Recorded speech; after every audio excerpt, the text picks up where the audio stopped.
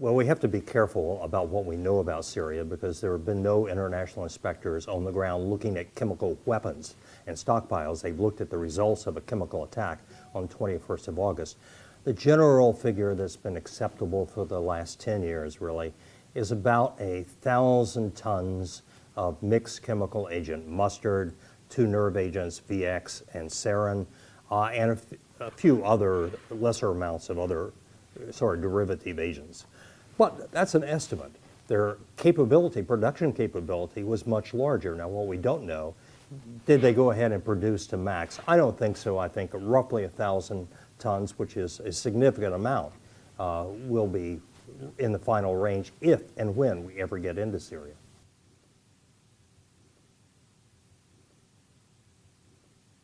The horror of the First World War was so great that the 1925 Geneva Convention on Chemical Weapons prohibited their use. It didn't make a distinction. I think partly it didn't make a distinction because it was hard to imagine coming out of the First World War that anyone would ever use that weapon on their own people.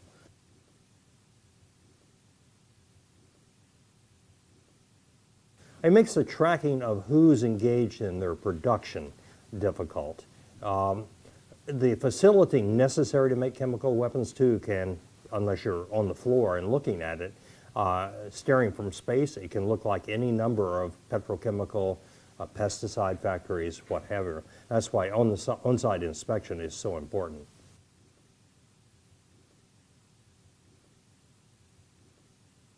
Well, you can't guarantee it, and you should start off by saying that no one has ever carried out on-site inspections in the midst of a civil war. We've done that when there have been insurgencies going on, but that was usually against the power that invaded and imposed the inspections. In the case in 1991, after the first Gulf War, the government, that is Saddam Hussein, harassed the inspectors in any number and some very dangerous ways. So you've got that experience, but nothing like this. The agreement will, if it's finally concluded by the Security Council, will place the responsibility for the safety of the inspectors on the Syrian government. Absolutely. That doesn't mean that you'll be protected by the Syrian government. And in many ways, the inspector is going to live a very dangerous life.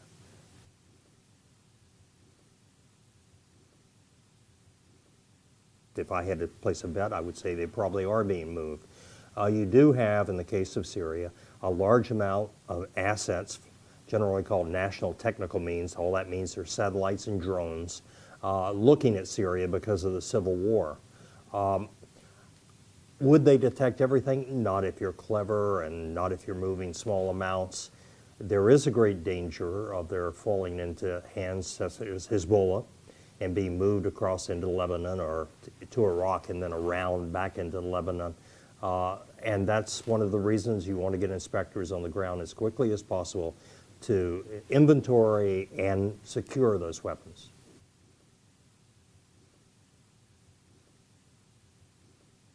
I think we can avoid military boots on the ground, but I'm not confident that we can. The real issue where you're almost going to have them unless you're very clever with a solution to it is you're going to have to, the Syrians say, here are our chemical weapons. They're in 45 locations. Well, not only does an inspector need to inventory to be sure they're in those 45 locations and that's what's there, but then you have to provide 24-hour security. 24/7 security, and inspectors can't do that. That's not their job. They're not equipped. They're not trained to do that. It's very hard to understand how you would be able to do that without there being some boots on the ground. Now, you can conceive of using Syrian troops to provide that security if you have an international component there to observe what the Syrians are doing. There are also some technical solutions you might be able to use, video cameras that go straight to space, so there you don't have to go in and pull an SD card out of them. You can use some other sensing and alarm technology, but quite frankly, because of false alarms, false positives, there's nothing as good on the ground as a human.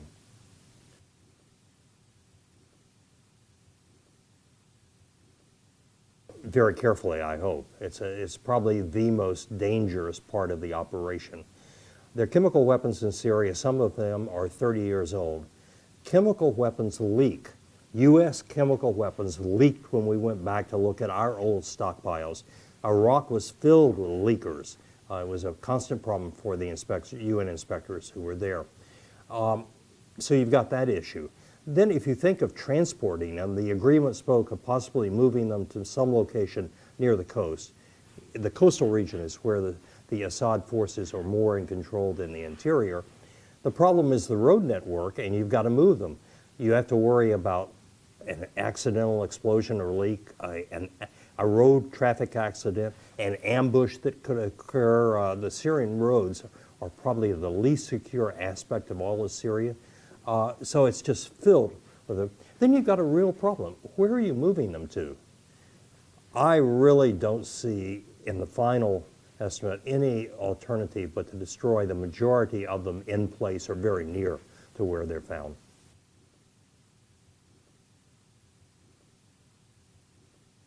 The destruction part, actually there are a fairly substantial number of people you can reach out to in the petrochemical environmental hazard area. My guess is that our chemical disposal in the U.S. is very high-tech. There are two principal means. One is a complicated incineration arrangement, which not only are you burning it, you're trapping in the stack all the exhaust gases that would be not in keeping with the Clear Air Act, and that's a vast number. Or a process of chemical degradation where you have heated water running through it and you dump chemicals in, and they, depending on what the agent is, and that neutralizes the warfare agent. But there the problem is the resulting water is a toxic hazard.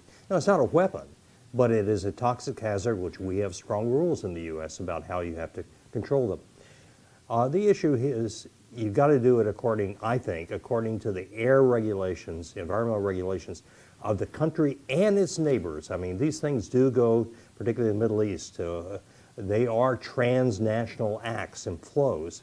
I think that's probably what will end up being done simply because not only is it cheaper, it's quicker.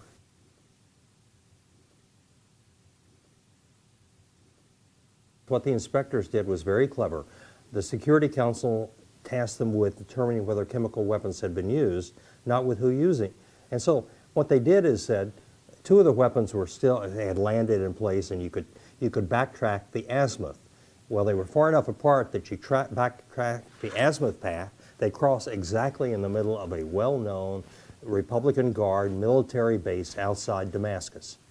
And there is no other explanation for that unless you're prepared to believe that the rebels are operating in a Republican Guard base immediately adjacent to Damascus.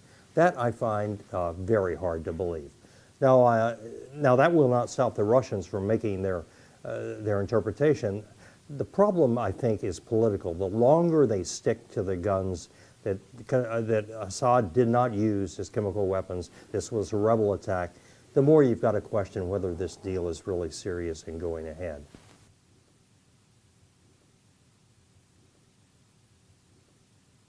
Well, the resolution calls for the weapons to be destroyed by June of 2014.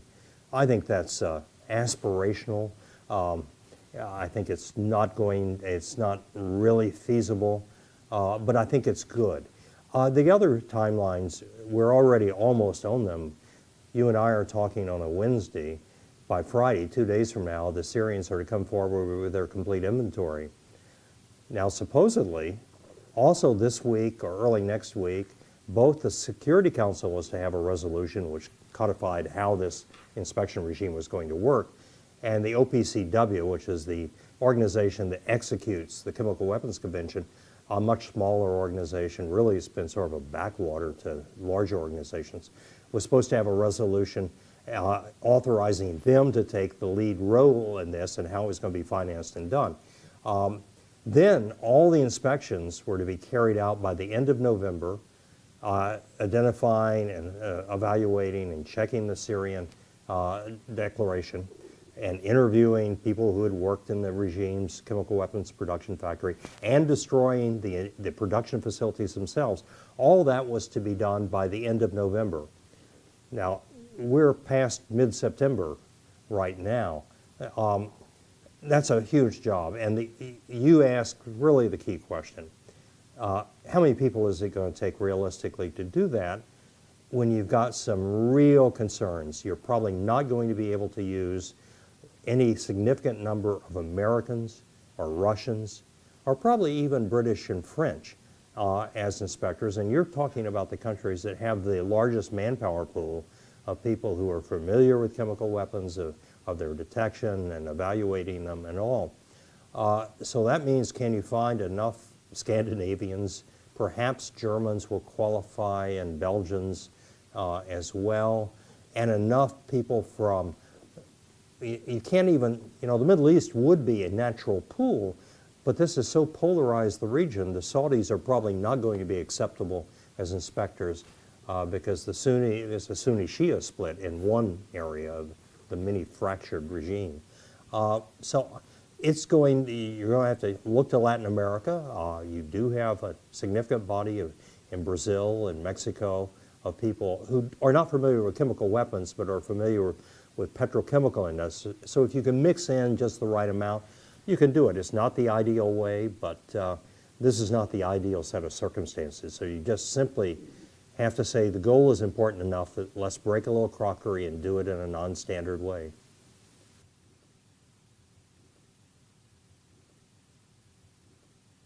Well, you certainly would have to put Iran and North Korea in that. The Iranians, after Saddam Hussein used chemical weapons against them in the 1980s during the Iran-Iraq War, or Iraq-Iran War as they prefer to call it, they replied by developing their own chemical weapons, which they used during that war as well.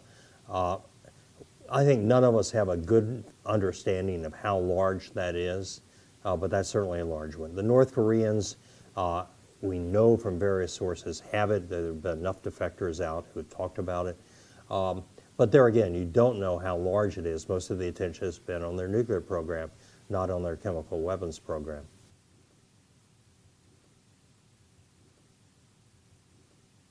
No, we don't know how many people there are. There are reports that everyone who was involved were from the Alawite sector, which is about 14 to 16% of the Syrian overall population. So no one from the Sunni Christian other part. But the biggest limitation to talking and thinking about what would you do afterwards with these talented people, because you neither want them to go to waste because they do have technical skills that would be useful, nor do you want them to take their expertise somewhere else. The biggest problem, quite frankly, is even if we're successful in removing chemical weapons from Syria, we haven't ended the civil war. As long as the civil war is going on and there is that level of conflict, and after all, we have to constantly remind ourselves, as horrible as chemical weapons are, and they killed about 1,400 people, the war itself has killed over 100,000. It's displaced about 2.5 million people outside of Syria and probably 4 million people internally within Syria. That's not going to be erased by any agreement on chemical weapons. It's going to take a political process. I certainly think that's going to be a long term. But it's good to think in advance. You don't want to lose control of these people. You want to identify them. And you want to start offering them another path in life to use their skills for the benefit of their own country, or at least the region.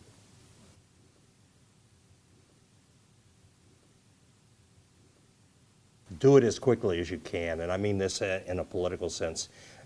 Inspectors wear out their welcome in about 3 months. You wear it out with the government you're inspecting because you're asking them to do things that they don't want to do, that are threatening treasures they have spent billions of dollars to develop, and treasures that are in the hands of their security forces.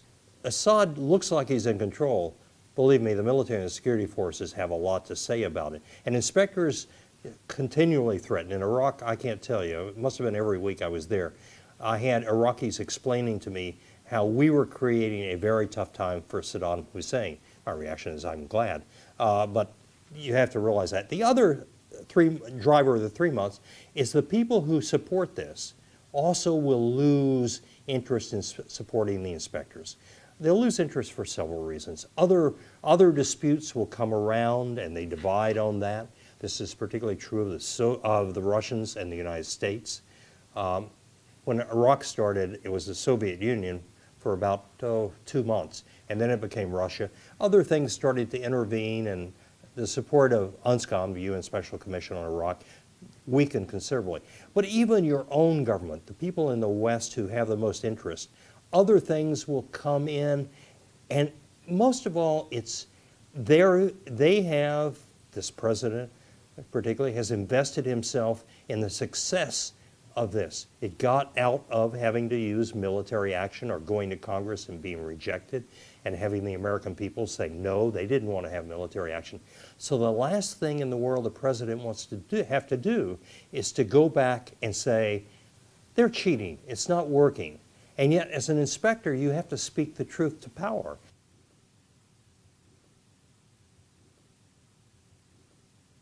Well, the Syrian chemical weapons program, its origin was really, how do we have a counter to a presumed Israeli nuclear weapons program? They didn't have either the support of the Soviet Union or the internal capability to develop nuclear weapons in the 70s, when this program actually started in the late 60s. So the Soviets came up with something that was satisfying to them. That's a chemical weapons program. And so the bulk of the chemical weapons program was developed not for use against their own people, but to hold in reserve, to threaten the Israelis if they came towards Damascus and it looked like the survival of the state was at risk. The country that's really affected by this is Iran. The Iranians have been a strong supporter of Assad. They have forces operating inside Syria and have had for over 2 years. Hezbollah is operating there, and that's a proxy force for the Iranians. So they've got an immediate prospect of losing a strong, virtually their only remaining strong ally in that part of the world. And you've got to be concerned about, if Syria falls and the opposition takes over, how does that destabilize and react the rest of the neighborhood? Iraq, for example, has become a much less safe place over the last 6 months. You've got forces flowing into Syria from Iraq and operating. Where are they going to flow back if this once? What's the implications there? It's just like the Russians worry a great deal about the reports, which I think are true, that they're Chechen fighters on the battlefield in Syria with the opposition. You've got to worry, where are they going to flow? After a civil war ends, where do the opponents go, particularly the foreign forces?